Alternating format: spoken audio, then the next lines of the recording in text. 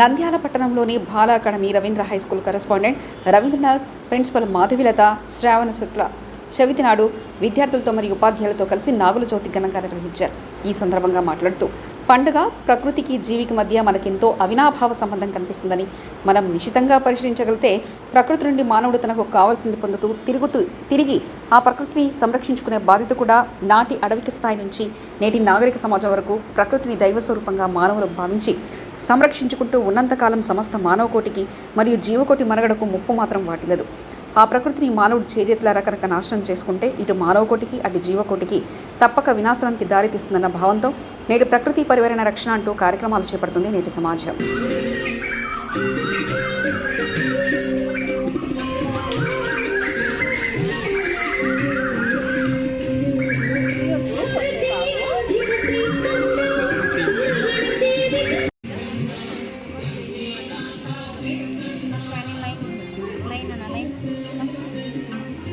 అది తీసుకురండి, ఇంకోటి చూడండి, రెండు తీసుకురండి, అది కూడా ఇక్కడ చూడండి, ఇక్కడ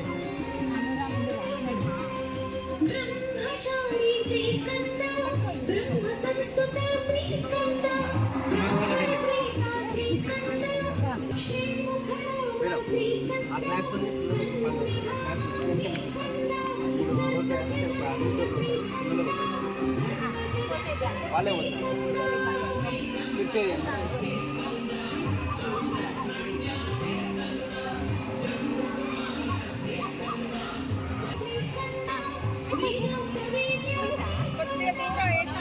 ఈరోజు శ్రావణమాసం 4వ రోజు అంటే నాగుల చవితిని జరుపుకుంటాం. మన యావత్ భారతదేశం ఈ నాగుల చవితిని ఘనంగా జరుపుకుంటాము.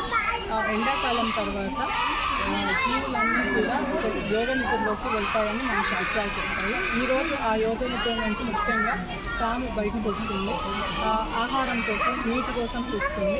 అలా చూసినప్పుడు మన సాంప్రదాయాల ప్రకారం పాలను కానీ నైవేద్యాలు కానీ పెట్టినప్పుడు ఇన్ని రోజులు నిద్రలో ఉండి ఆకలితో ఉన్న పాము కొద్ది పాలు తాగి నీరు తాగి సేద తీరుతుంది అని చెప్తారు. ఇది సైంటిఫిక్ రీజన్. కానీ మనం నాగదేవతగా పూజించే నాగం పాము ఈరోజు అన్ని అవయవాలను విస్తరించుకొని అన్ని విషయాలను తెలుసుకొని అందరూ ఎవరైతే తనను పూజ చేస్తారో, ఎవరు తనను కొలుస్తున్నారో వాళ్ళను కాపాడుతూ ఉంటుంది. ఈ నాగదేవతల సాంప్రదాయం మనకు కొన్ని యుగాలుగా వస్తుంది. రాముడు, కృష్ణుడు కూడా పూజించారని తెలియజేస్తూ ఉన్నారు. అలాగే ఈ చిన్నారులు కూడా మన సాంప్రదాయం గురించి తెలుసుకొని ఈ సాంప్రదాయాన్ని ముందుగా కొనసాగించాలి అని కోరుకుంటూ ఈరోజు బాల అకాడమీలో నాగుల చవితి ఘనంగా జరుపుకోవడం జరిగింది. మన సాంప్రదాయాల గురించి తెలియజేసేటప్పుడు మన పద్ధతులు కూడా వాళ్ళకి వచ్చినట్లయితే ఫ్యూచర్లో వాళ్ళు ఈ హిందుత్వాన్ని, పండుగలను, సైంటిఫిక్ రీజన్స్ని వాళ్ళు తెలుసుకొని జాగ్రత్తగా ఉంటారు అని ఈ పండుగలు మా స్కూల్లో జరగడం జరుగుతుంది.